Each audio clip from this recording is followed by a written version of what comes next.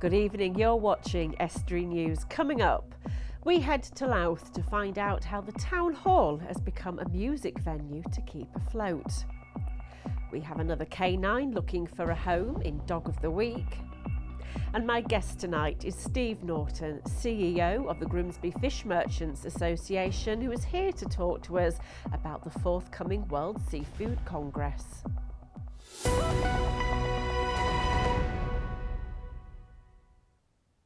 Welcome to Estuary News. I'm Emma Lingard. Now it's time for the news headlines.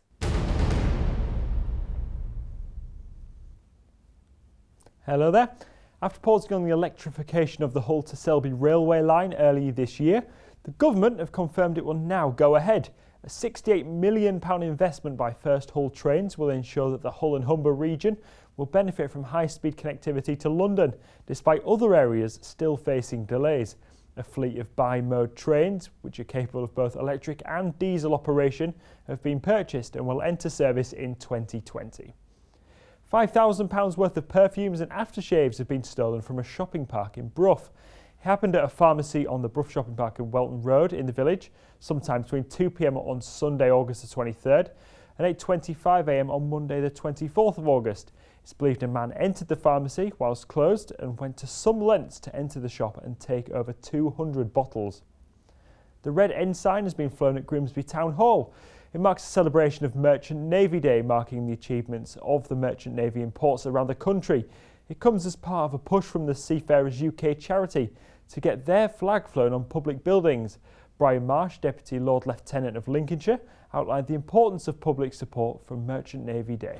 Well, I think the public are aware, but they're not necessarily aware that this is happening. And of course, once these things start, and this is the first one we've had with the full support, I think it will grow. The World Seafood Congress gets underway in Grimsby from Monday. It'll be discussing upskilling to ensure the long-term future of the fishing industry. And according to Phil McMullen of Seafish, the Humber region will benefit from hosting the event with so many high-profile speakers present.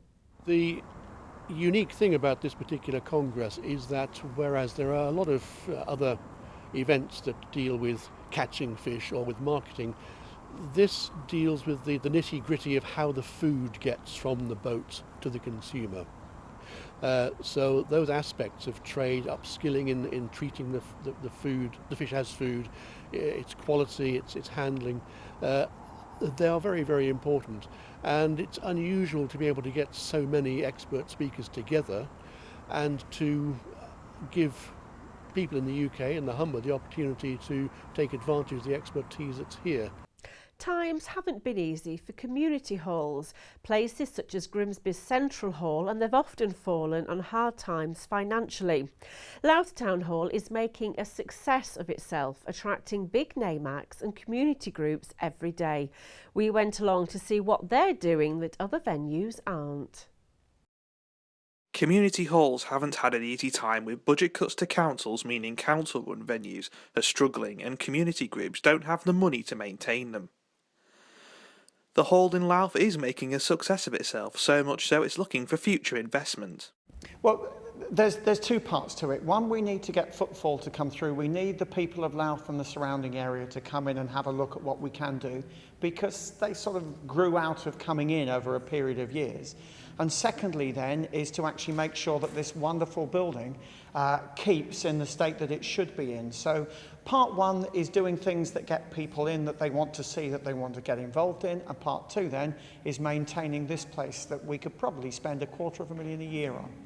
Like most similar venues, Louth Town Hall can attract entertainment acts, including some big names like Heather Small. But it's planted its roots firmly in the community. It's this large community focus that keeps the venue open every day, with it being constantly used by the community. We're not just an entertainment venue, we do other things as well. So we're an education venue. We run teacher training. We're the home of the Leaders of the Future education program for young people to help them learn how to run a business. We have the Mighty Legends F1 simulator, the only one of its type in the area, which is an engineering training simulator. We work with community groups all day and every day. So this place is in use from 9 in the morning till 10 o'clock at night with local community groups. because we went out to get the partnerships, to get them to want to come here, to get the focus back. Andy says the backup programme involving the community is the reason the hall has been a huge success and will be able to stay open for many years to come.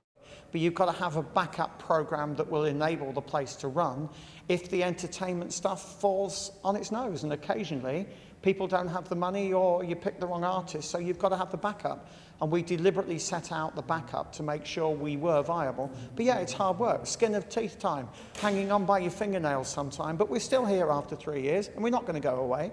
So I suppose you could argue that we're working, yes. And if you have a news story you'd like the team to cover, then contact us via our social media pages or call 01472 315 553, or alternatively send an email to news@estuary.tv. Still to come, there's another adorable dog that needs a new home in our feature Dog of the Week. In a few days' time, hundreds of people from around the globe will descend on Grimsby for the World Seafood Congress. Its aims are to build and create partnerships between seafood professionals. And joining me is one of the session chairs, Steve Norton, CEO of the Grimsby Fish Merchants Association. Welcome, Steve, to the programme. How important is this congress for those that are actually involved in fishing? Well, it's immensely important for everybody, from catching through to processing. And of course, Grimsby is a centre of excellence for seafood processing. Mm-hmm. We know there'll be delegates from across the globe here to talk about specific issues facing the industry today, but also looking at the challenges and opportunities of tomorrow. Okay. And for Grimsby itself, because I know that this Congress is normally held around the world, isn't it, in places like Washington, DC. So is this a coup for Grimsby to be hosting this event? Well, it is. It's held every 2 years, and a pitch was put in last time when it was in St John's in Newfoundland. Right. We won it successfully, a bit like an Olympic bid, really. Next time around it will be held in Reykjavik. You heard it here first from me. Ah. And I think it is immensely important for Grimsby because I think it will demonstrate to people and showcase what we have here. Mm-hmm. Because it's 3 days of workshops and talks, isn't it, with keynote speakers and visits around the area. So I suppose industry has got a chance to show itself off, hasn't it? It has. We've got some fascinating businesses here, such as Young's and Sea Chill, who have really done their utmost to promote seafood, not only in the UK, but also with exports as well. There's great innovation in Grimsby, and also at the Grimsby Institute. You know, there's a lot going on there with people involved with food and also with engineering, mm-hmm. and there's great expertise. So I think it's marvellous that we can actually bring people to Grimsby to say, you know, we may not have the fleet we used to have, but we've still got the willingness, we've got the desire, and in the Humber region, we're part of a 2.5 billion industry. Right, which is a big industry, isn't it, for the region? The Congress itself then, I mean, I've looked through the programme and there are so many different talks from, you know, sustainability to fish processing. How does things like this make a difference to the industry and the input that goes into it from people? Well, first of all, you know, you register for an interest. Not everyone will sit through every session, although maybe one or two will. But I think, you know, you will pick out of it what you think is appropriate to you as an individual or to your business.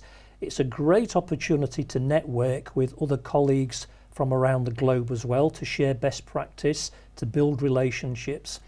And I think at the end of it, delegates will go away with a much better opinion of Grimsby. But I hope also that Grimsby itself benefits, that they think we can do this, we can prove to the world that we've still got something to offer. Yeah, and I mean, you've said it there in a nutshell, because there's been a big build-up to the Congress, hasn't there? And there's a lot of talk, obviously, and things happening in the town with renewables. Is it an exciting time for this region? It is. Renewables are terribly important to the local economy, but let's not forget our historic indigenous industry, which is seafood and seafood processing.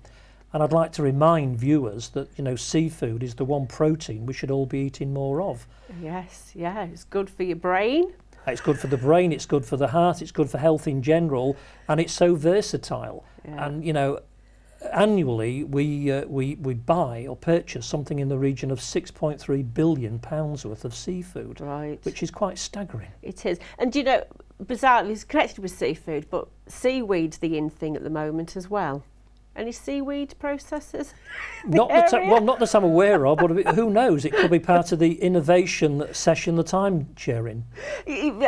Talking about that, that's it. What exactly will you be doing on that day? Well, I'm there to facilitate a particular session, and a lot of it is about innovation and opportunities for the future, and in particular seafood byproducts, because, you know, remember that we probably only eat maybe 50% of the fish. The rest of it goes or has gone to fish meal for animal feed. Okay. But there are so many new things being done, and I have to say Iceland is leading the world in respect of what can be done, in particular with the cod. And it's not just cod liver oil. There can be all sorts of things for pharmaceuticals. So I think it's an exciting time. Right, it's time now for an ad break. Stay with us, as still to come. We'll continue to talk about the World Seafood Congress, and we find another dog a home in our Dog of the Week feature, and we'll also have all the latest local sports news.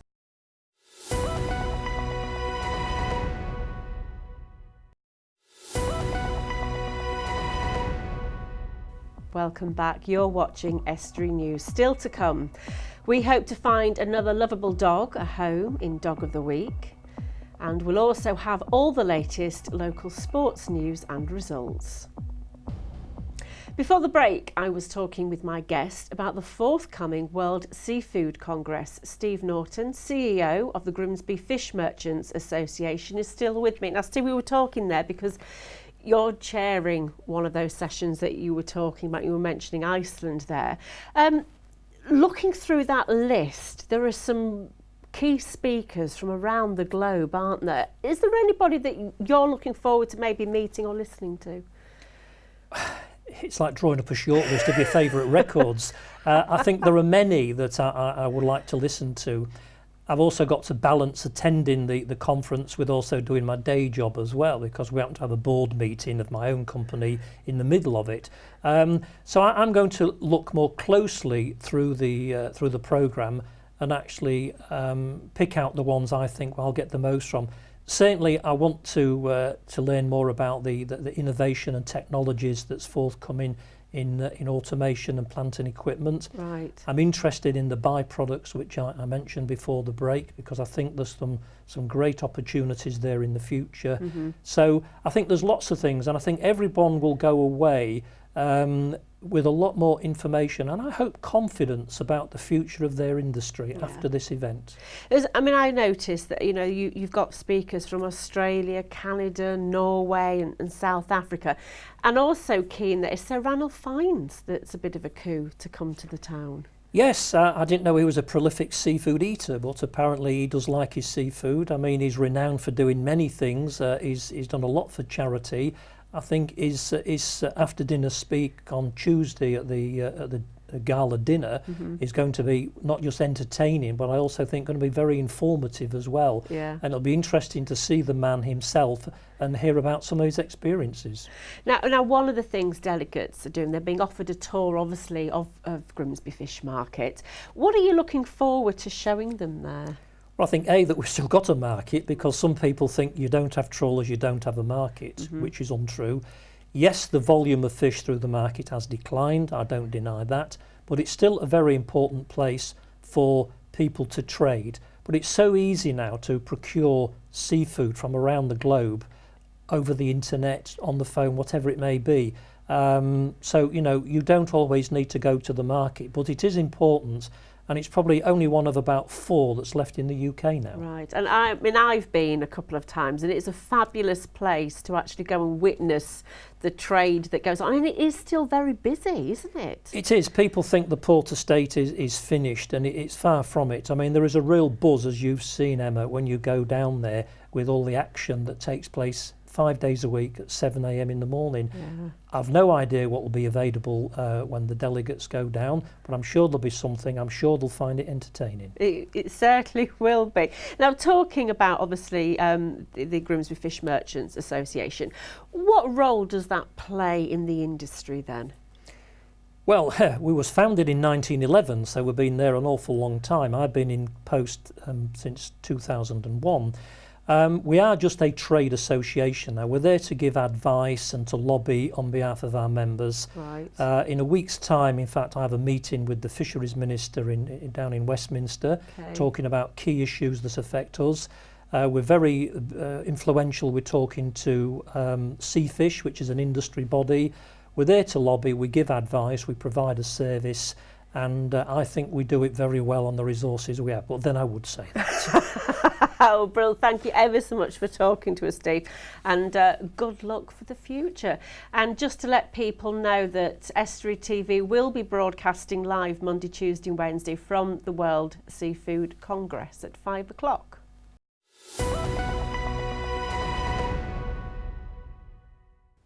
Now it's time for Dog of the Week. Can you give this canine a home?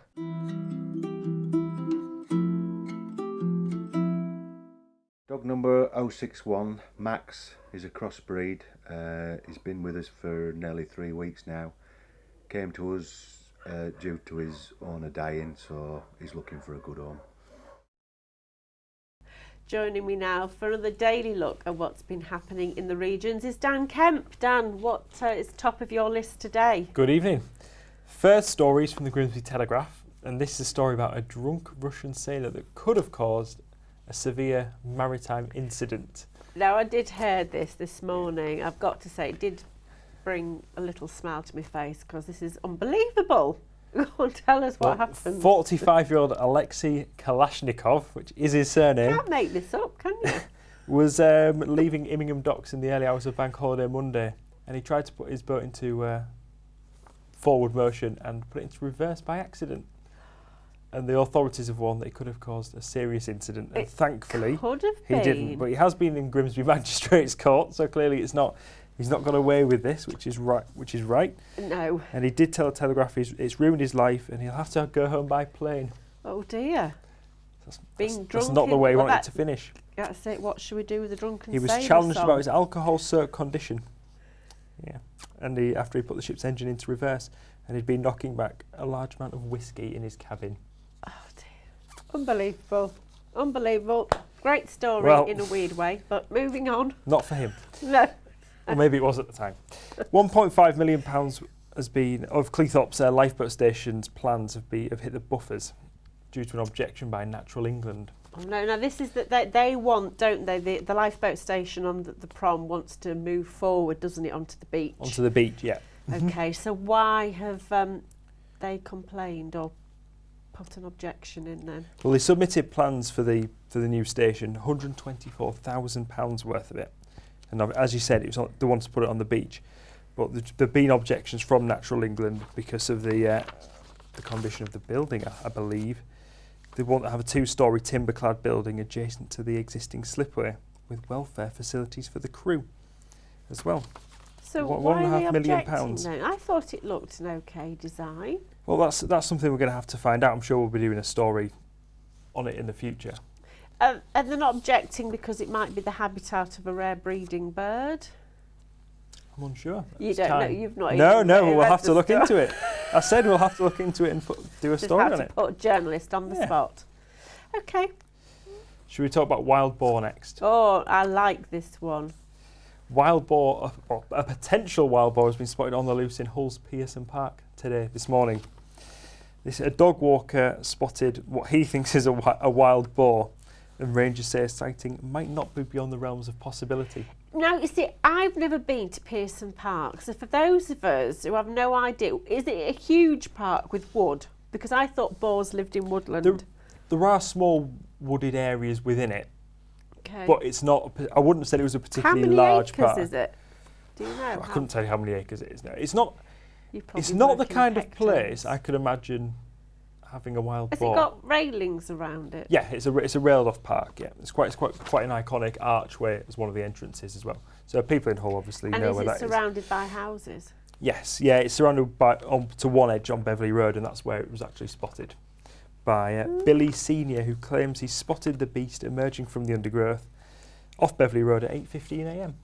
Do you know, I can see this coming, that you're going to investigate this. We're going to send you into the undergrowth it's an in interest- Pearson Park to look for wild You're not boar. putting me in any undergrowth, thank you very much. I think we need to find out. The rangers are saying there could be truth in this. It's a way to not shock April dog Fool's walkers Day. out of leaving So, poo, well, though, isn't it? Well, I'm being told we've got 30 seconds now, 30 so you have to be seconds. quick on this one. Well, this is a door that's been placed in the wrong place. Okay. The CEX Entertainment shop in Hull down Whitefrigate. It's just been put in instead of a. It was a store that was currently unused, and CEX have bought the venue, and they've actually redone the front of the shop, and they've left the door. They've put the door in the wrong place. Oh dear. The council aren't happy. Not good. It doesn't and fit in. nobody's happy. It doesn't fit in keeping with the rest of the No. with the street. Right. Well, we're going to save that one for tomorrow. Thank you very much, Dan.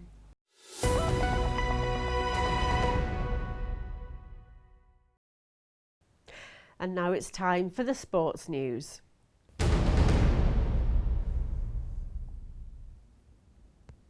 Hull City manager Steve Bruce has been nominated for Championship Manager of the Month for August. The Tigers picked up 3 home victories in the month, as well as an away draw, with their only defeat coming at the hands of Charlton Athletic a couple of weeks ago. He's joined on the 4-strong shortlist by Brighton's Chris Hughton, QPR's Chris Ramsey and Ipswich's Mick McCarthy. Meanwhile, the club have also confirmed that they'll host a beanback for fans unable to make the trip to City's away game at Cardiff later this month. It's on Tuesday the 15th, and the event will be hosted by ex-Tigers Dean Windass and John Hawley. Scunthorpe United's Sean McAllister says he's disappointed to see the Iron exit the Johnson's Paint Trophy at the first time of asking. The side lost to Barnsley on Tuesday night, but McAllister believes his side aren't too far away. According to reports, Grimsby Town Director John Fenty says now is not the time for change in the face of a disappointing start to the season. The Mariners have already lost twice this term in their opening 7 games, but says he still offers full backing to manager Paul Hurst. And on Sunday, following Saturday's final Yorkshire League game, in cricket, Cleethorpes Cricket Club will stage their annual 2020 competition. Now in its 11th year, the event has become very popular with cricket fans and attracts good support this year. Apart from Cleethorpes, teams include Scunthorpe, Doncaster and Sheffield, which compete for the trophy, and play gets underway at 10:30 a.m. That's all for now. Don't forget to get in contact with any sports stories you have. You can call 01472 31 553, and that's all from the sport. That's it for tonight. If you've a news story for us, and visit our Facebook or Twitter pages, or email news@estuary.tv, or phone 01472 315 553. Until tomorrow, good night.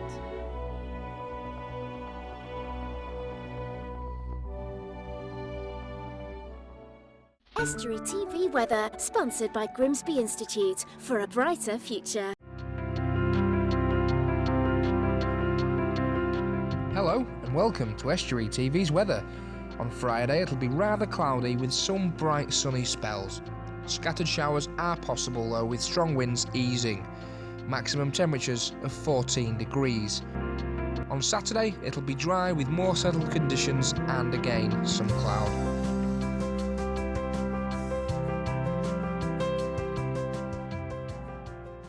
Estuary TV weather, sponsored by Grimsby Institute for a brighter future.